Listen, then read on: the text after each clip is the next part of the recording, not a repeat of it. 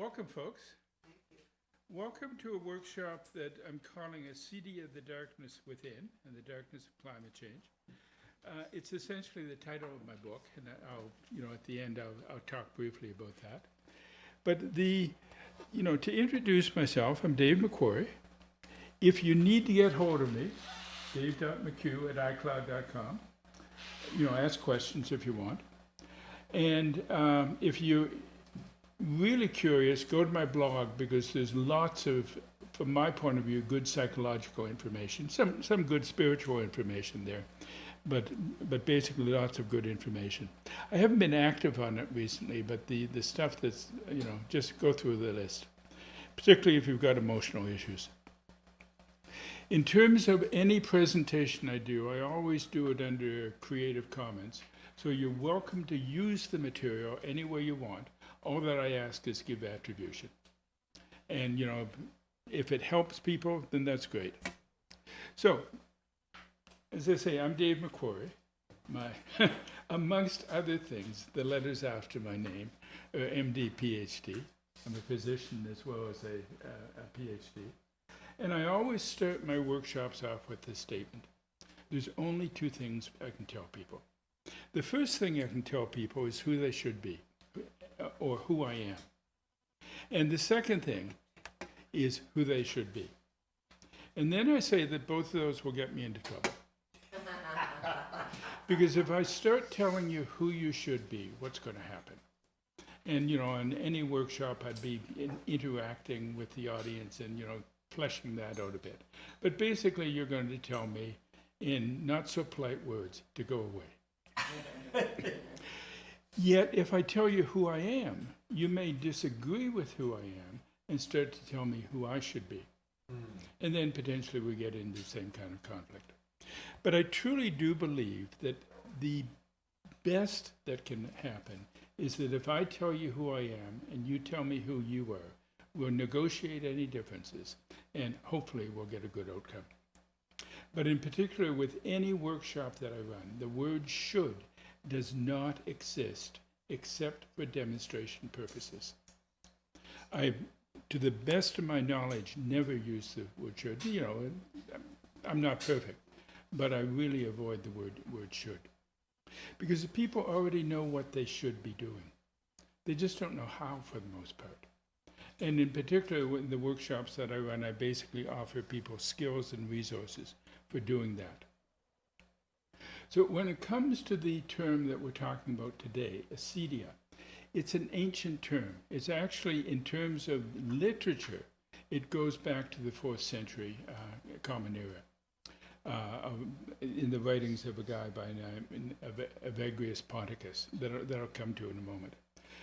At the same time, it's a peculiar word in that it has tunneled in and out of language for the last 2,000 years.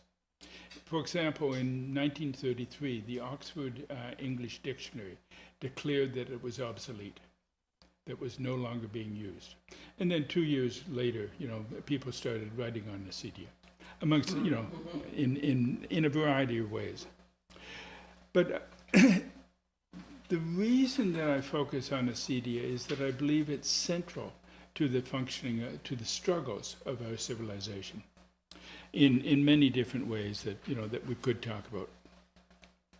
In terms of my history of how I got to acedia, I was, amongst other things, a psychotherapist doing anger management for 25 years. I mainly did group therapy. It was paid for by the government health services in Ontario, so it was easy for people to come to me and then sit in my groups, for years and not engage in the work, watching other people work. And about 20% of people did that. And over time, I came to label them as either lazy or fearful. And I don't mean to be pejorative with those words. Lazy in the sense that they wouldn't do the work. They'd have lots of excuses why they wouldn't do the work. Or fearful, that they were afraid of the consequences if they actually did the work. But both of those, for about 20% of people, stopped them.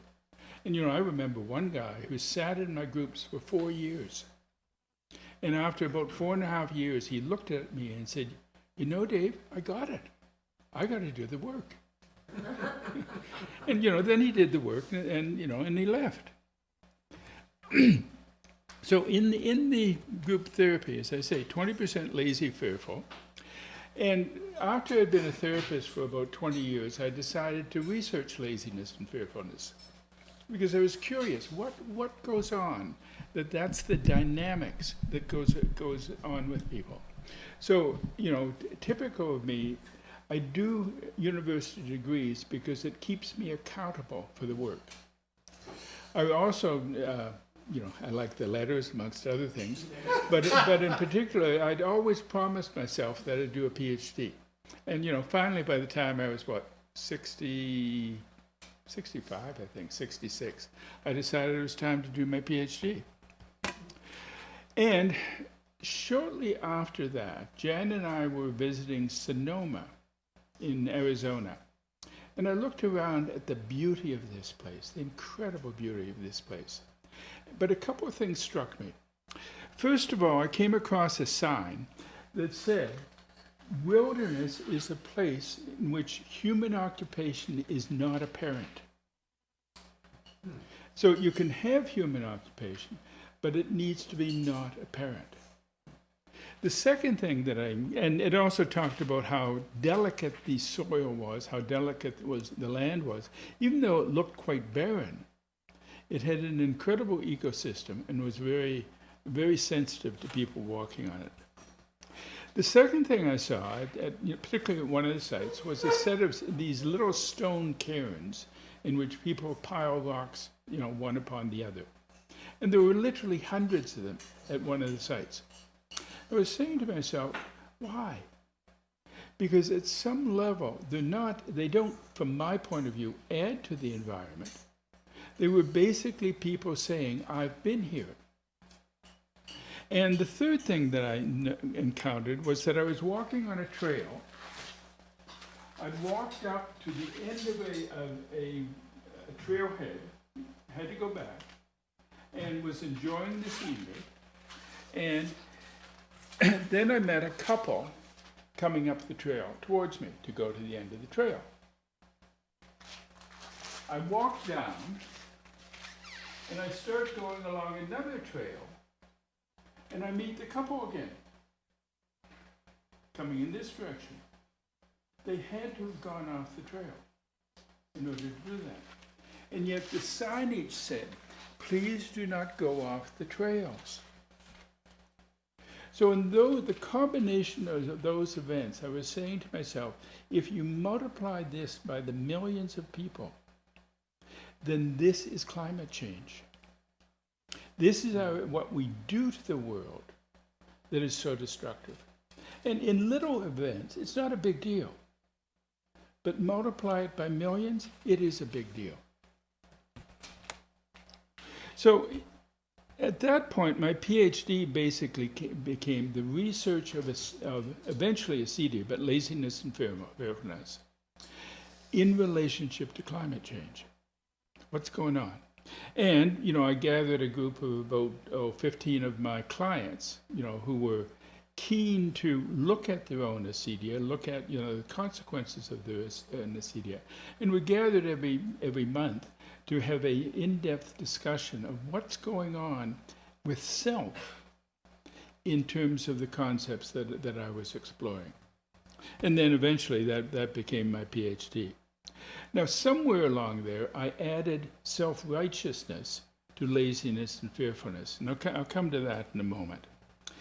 And what happened was that when I was, talking to friends about laziness and fearfulness, a friend of mine said, "Well, you need to look at Kathleen Norris's book, Acedia and Me, because it sounds like you're investigating acedia," which I'd never heard of before. And, if you think of your own experience, how have you heard of acedia other than in relationship with me? Because almost no one in our culture knows about it. Yet it is still invested in the monastic traditions. If you ask a good theologian or a pastor who is deeply involved in their own journey, they know what acedia is about. So the history of acedia is this. The Greeks probably knew about it. It's a basic human characteristic, but they didn't write about it. The Greeks were invested in writing about goodness rather than difficulty. And the first writing that I have encountered is the writings of this guy, Evagrius Ponticus, 4th century, who was one of the Desert Fathers. He was a well-educated Greek, and he looked around and said, these are the things that the Desert Fathers and Mothers struggle with. And he named what he called the 8 bad thoughts. 2 centuries later, Pope Gregory the Great turned that into the 7 capital sins and dropped acedia. And dropped acedia because acedia didn't translate well. And it got mixed in with sloth, it got mixed in with sadness, which were also capital sins. And it didn't, make that transition easily. But it did stay in the monastic tradition, and the monks knew of it as basically spiritual dryness.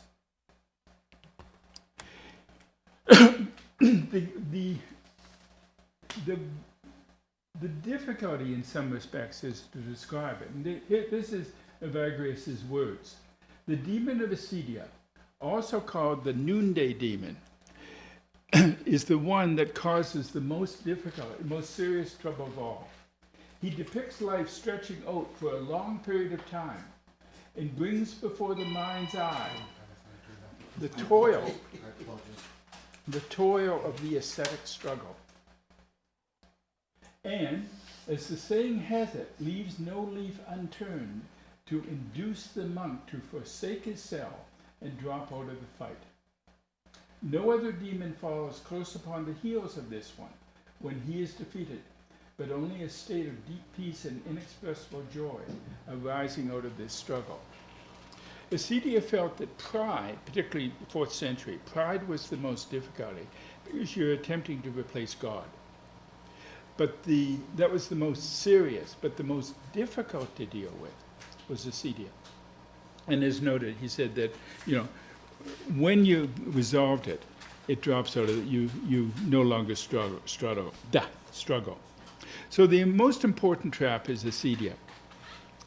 Thomas Aquinas, we're now in the 13th century, said of acedia that acedia objects to the commitment required by being and living in a relationship of love. I.e., you've got to do the work to grow. You've got to do the work to stay effectively in a relationship. And if you don't do that, then you're moving in the direction of acedia.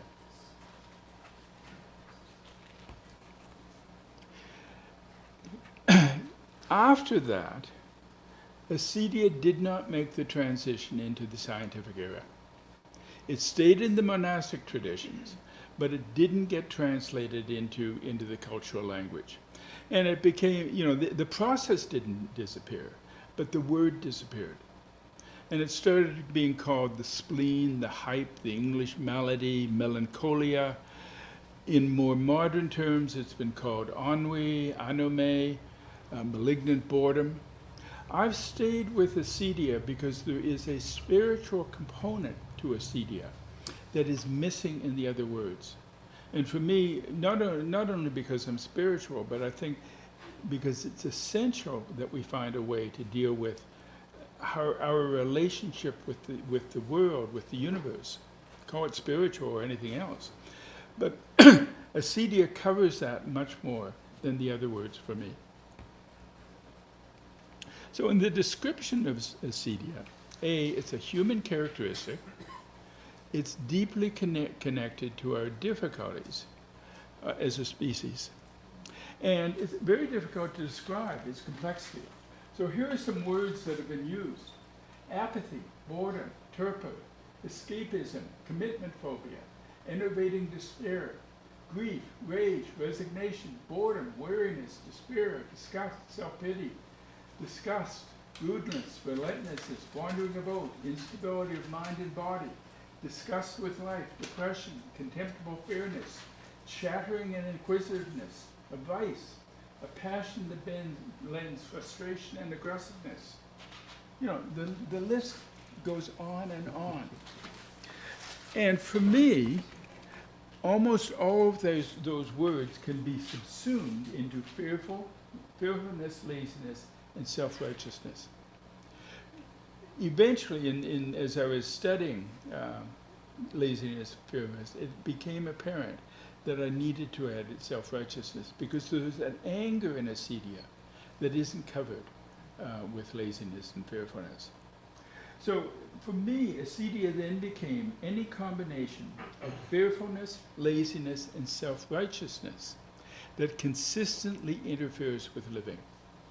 You know, you can have your moments of laziness, you can have your times that you're caught, but if you're consistently there, then you've moved into acedia.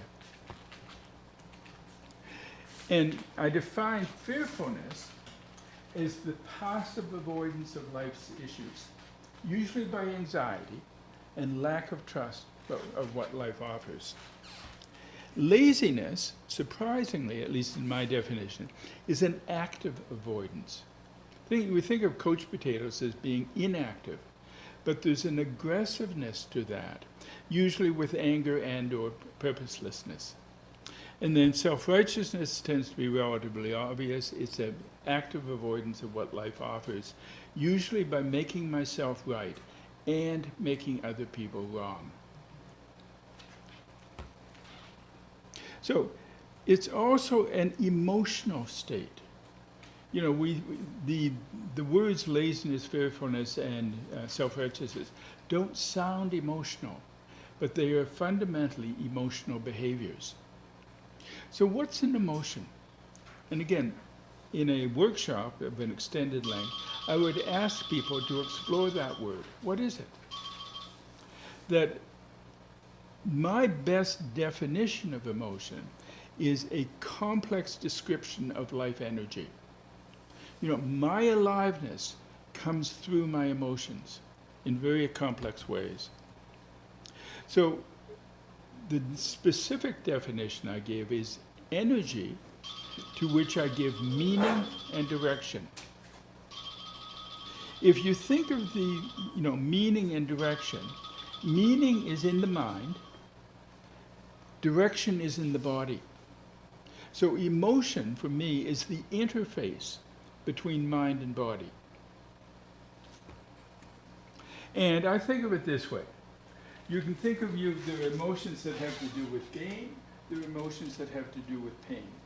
And if you put them simplistically in direction, then if I want to push against you, I call it anger. If I want to run away from you, I call it fear. If I sink down, I call it sadness. And if I bounce up, I call it joy. And in those states, I have a sense of powerfulness. I can do something about it.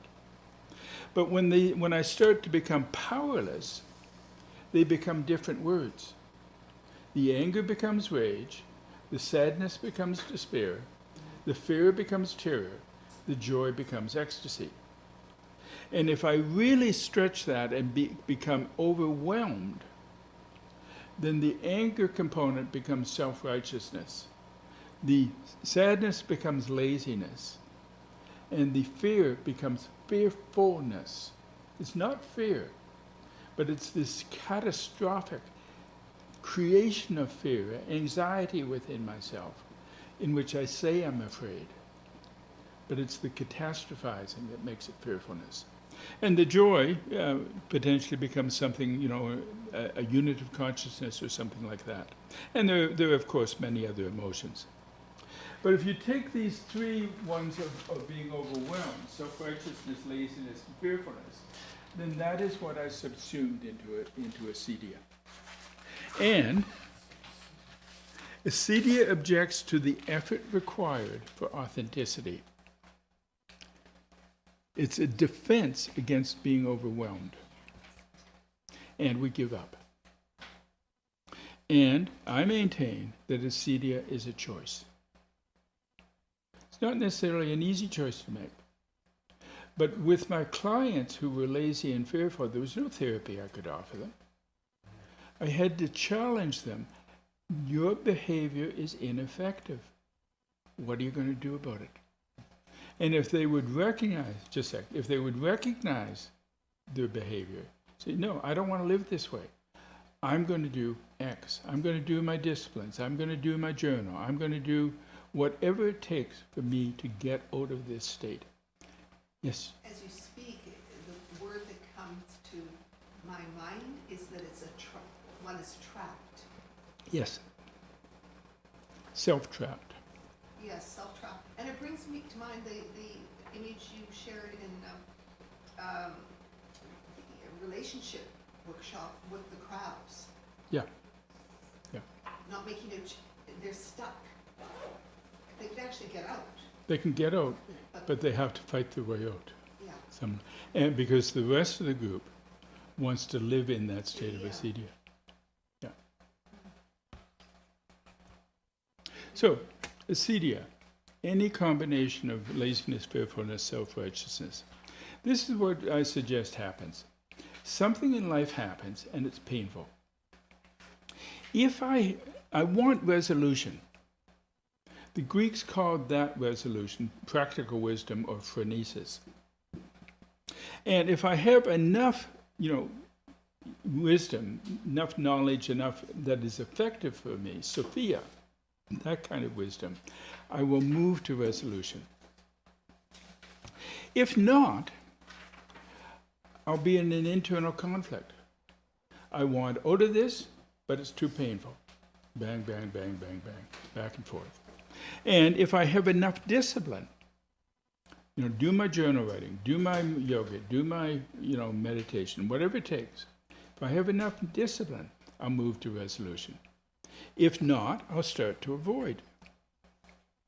If I have enough authentic hope, not just wish statements, but, hey, this tool is available to me. Yeah, that might help me. If I have enough authentic hope, I'll move to resolution. And all three of these are augmented by choice. Making the choice, holding life lightly, playfulness, and developing awareness of what's happening to myself. And if not, then I cycle into acedia. And in acedia, I cycle numb in the pain. And, nothing changes because nothing changes. Again, a choice. And I suggest that the more common choice made by human beings is acedia, particularly in the complexity of our world. So if I look at the pull of acedia, what draws us into acedia, I suggest there's three things. Here's an internal conflict. This line. I'm a pain avoider. That's my basic biology.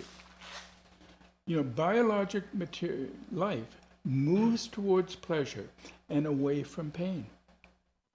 So I'm designed to move away from pain.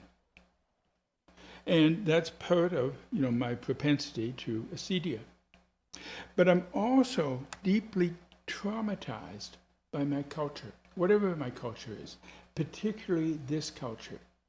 And I suggest that we're traumatized in many, many, many ways. When I pick up the phone because I'm unhappy about something that's going on, and I dial a company, and I get into one of these circuits of automatic responses that doesn't seem to lead me anywhere after 6 attempts, then I'm basically pissed off.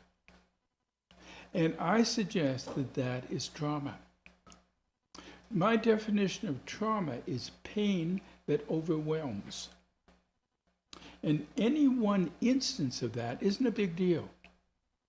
But when it goes on day after day after day, when I read about the duplicity of the Canadian government, the US government, etc., when I read about the, what's happening in the Ukraine, when I read about what's happening in many other areas, I'm traumatized by the complexity of what do I do with this? So the cultural trauma over extended period of time shows up in familial trauma.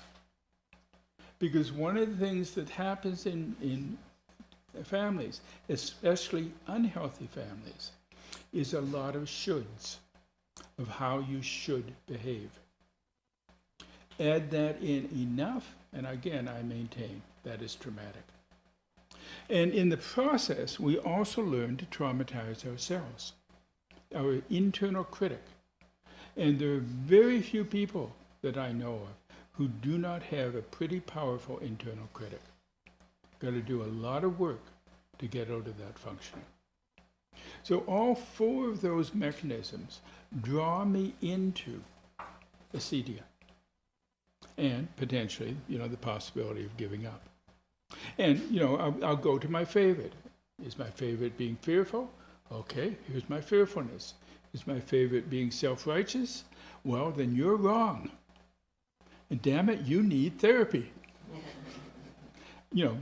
Self-righteous people seldom go to therapy, but they send a lot of people to therapy. So, in the difficulty of our civilization, I maintain that it's a civilization of trauma, domination, and that we may not survive this century. We're in deep trouble. And even in coming into my PhD, I knew that climate change, in particular, is a technological issue. We have the technology to resolve it. It would take a lot of money, a lot of cost, but we can resolve it. And yet we don't. We're stuck. So, in small groups, what do we got? 4 and 4? Sure. Some questions. After these questions, and we'll talk about these questions for about 30 minutes, after these questions, there will be another 2 more slides, briefly introducing something else, and then a couple more questions. So, questions. In what way or ways do you resonate with this information? How do you cope with the complexity of your life? And how are you caught?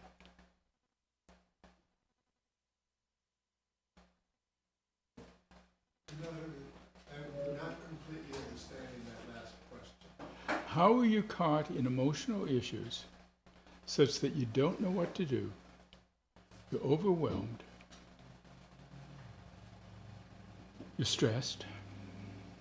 Is it like what catches you, or how am I caught now? How are you caught now? Could I? Or what catches you? So, this is sort of a repeat of last time. There are ways in which we move into acedia. And there are ways in which we get out of acedia. And when I talked about that mechanism of wisdom, discipline, hope, playfulness, those are the skills that are available to me to get me away from acedia. It may not get me an outcome that is, that solves the problem, but it ideally gets me to a place where the problem is resolved. I'm at peace with it. And, that in many respects is my goal. Be at peace, come back tomorrow is one of my mantras. So, in those responses of wisdom, discipline, hope, playfulness, what do I need to augment so as to get to a better place in my life? Wisdom is not knowledge. Wisdom is the ability to use knowledge. Knowledge is just information. And one of the things that happens in our culture is we have too much information. I work hard not to listen, not to pay attention to what's going on. I look at my email list, and in 30 seconds, I have disposed of probably 80-90% of my emails, because most of them are nonsense. I look at all these invitations to listen to podcasts, which is my worst form of learning. So I pay almost no attention to podcasts. If you'll give me a written transcript, then that's in general far more effective for me. So that's what I'm much more likely to read. So there are ways in which I augment wisdom in my life. I'm very disciplined, not because I want to, but because it leads me to health. And my definition of discipline is doing what I want to do, even when I don't want to do it. So, for example, I do yoga pretty well every day, at least 3 days out of 4. My discipline is to do 2 minutes of yoga. 2 minutes isn't very much. But in 2 minutes, I move from, I'm tired, I don't want to do my yoga. Yeah, I said I would do it. I do 2 minutes, and I feel good. Then I do 45 minutes. But if at the end of 2 minutes I'm saying, this doesn't feel good today, I congratulate myself for having kept my discipline. 2 minutes. I don't beat myself up for not doing the 45 minutes. Hope is a difficult one, because most of what we talk about is wish statements. Oh, I wish it was different. Hope for me is the evidence in the present for what I want to have in the future. Is there evidence, that we're going to get to a better outcome? Is there evidence that if I do this, then, I'll get to a better outcome? That's what I'm interested in. And then I work hard to be playful. It's not given my family of origin, it's not my inherent mode. And it literally took me about 10 years to learn to play. But I regard it as probably one of the most sophisticated skills that human beings can have. How to choose to be playful. So, one of the things I talk about is the Acedia cycle. Okay. Yeah. Can I just throw Yeah. an idea in there? One of the things that I found myself thinking more and more about is that, again, within our culture, everybody, yeah? Yeah, we Okay. can hear. Big one, good. Yeah. So, one of the things within our culture is that we individualize everything. And so, most of the literature that comes out on spiritual disciplines is how do you as an individual develop a discipline to do X, Y, Z.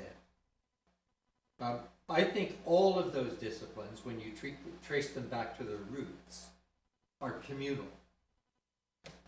And so I think all of these, wisdom, discipline, hope, and playfulness,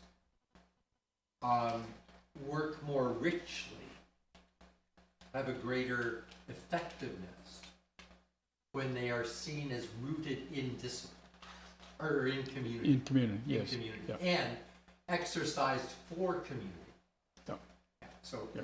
but And that's seldom mentioned. in our culture, it's not only not mentioned, but it's in many respects discouraged. Yeah. Jan and I were in India with the founder of Laughter Yoga. Mm. And we would go around the cities, and one particular city in particular, at 6:30 in the morning, 200 people gathered for half an hour to laugh. No need to laugh. They gathered simply to laugh and be playful. Yeah.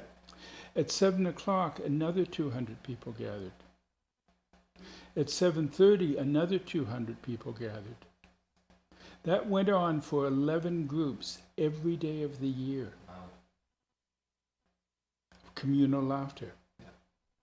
And Madan, when he first started, didn't know what he was doing, but within a year there were 1,000 laughter clubs in India. So in our culture, to start a laughter club doesn't work. I will add a little piece to that the Indians, in spite of whatever they go through, they laugh and they smile much more readily than we do Yeah, Europeans, yeah. they really do. Yeah. There are major cultural barriers, particularly in North America. Why do we smile less? We're stressed more, I think. We take life serious after all, Victoria. God forbid. Laugh? Right, the puritanical shoulds. Yeah. Yeah, and shouldn'ts. I mean, the shouldn'ts are probably more powerful than the shoulds. Thou shalt not. Yeah. No, because I think should for me is also, can be very much labelled as an excuse. I should have but. I should have but. Ah, Should have but. Well, should is always a double message. yeah. I want to, I don't want to. I should, but I'm not moving on it. Should. Yeah. But this is, in an ideal world, No. this is what I would do. No. Yeah. But I'm not gonna do it. And there's implied shame. Yeah. Yeah, yeah. Absolutely. That's another critical dimension. The other, Thank the, you. other, the other thing I'm aware of in talking about discipline is that for me, I took that word apart some years ago and came down to the word, it's come from the word disciple. And that is to follow that which I believe.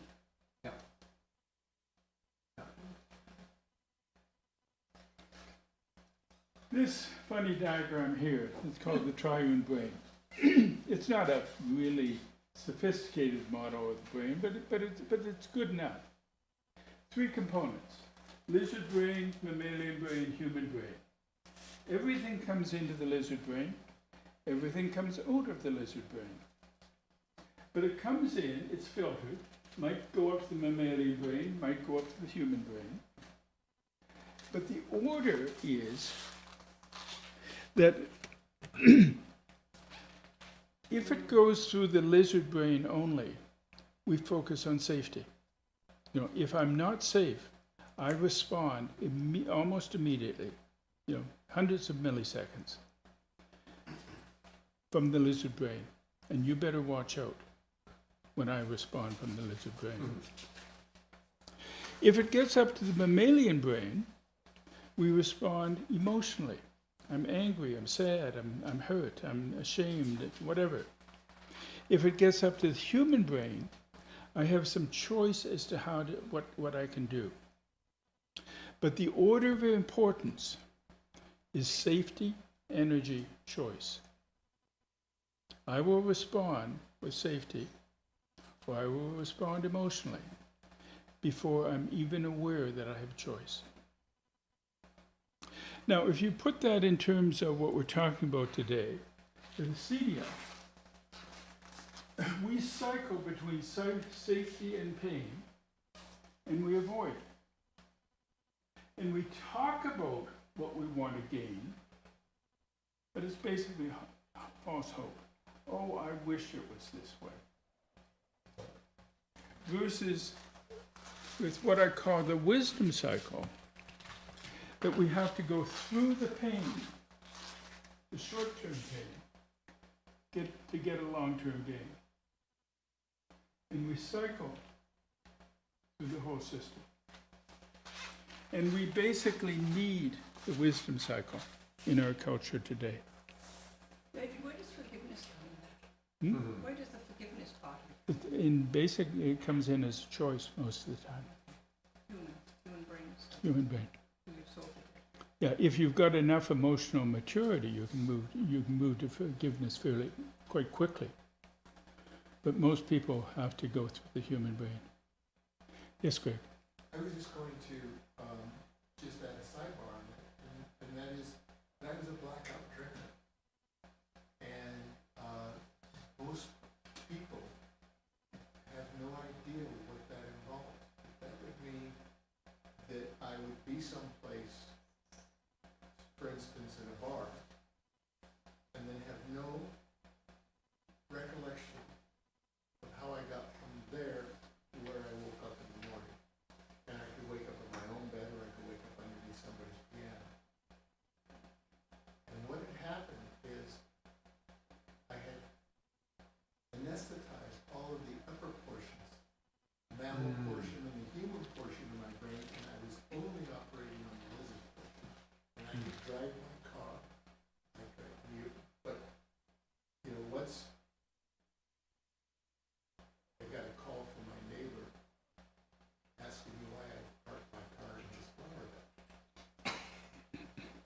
that was that I was on the safety thing.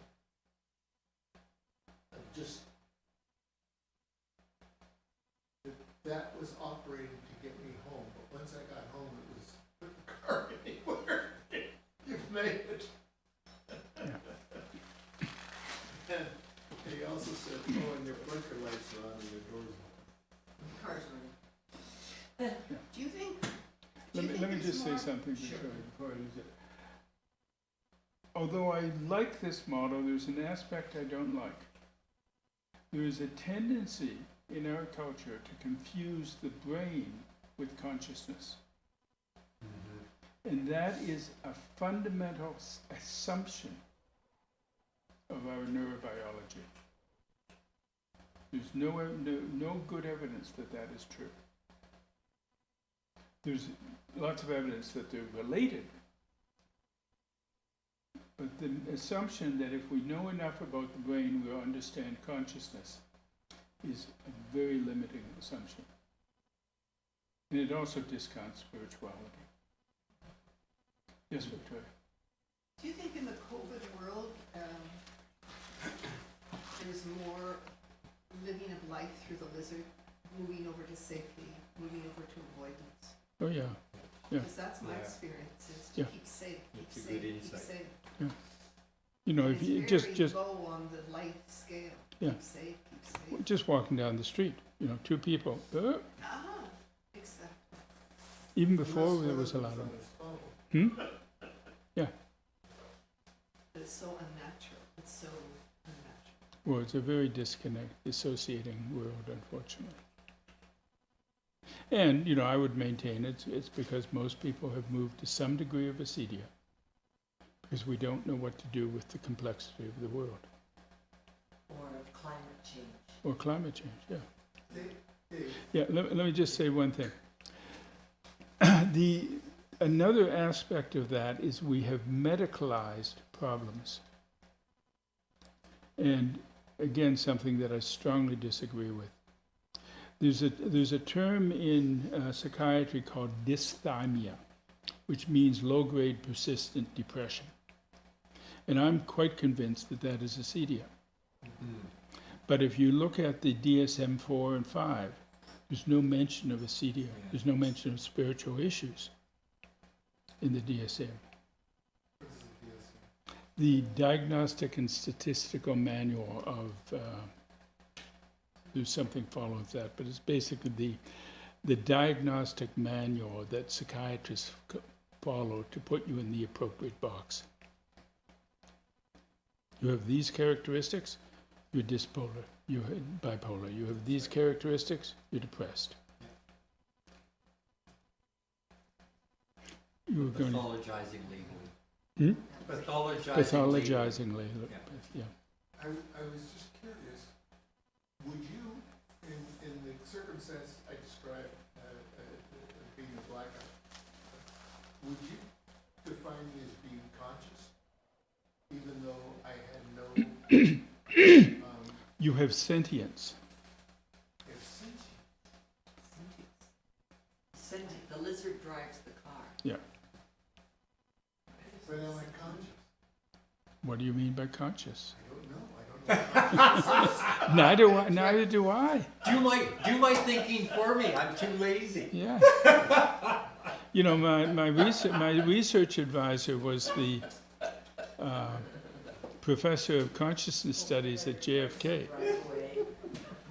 Yeah. My research advisor for my PhD was the professor of consciousness studies at JFK University. And he wouldn't define consciousness. That's the title. That's his title. Professor of Consciousness. Yeah. Yeah. Anyway, some more questions to consider.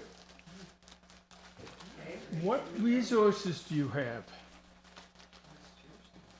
What resources do you have to get yourself out of acedia? And where is church in all of this?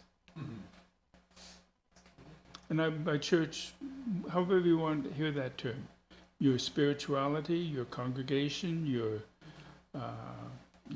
God, however you want to hear that term.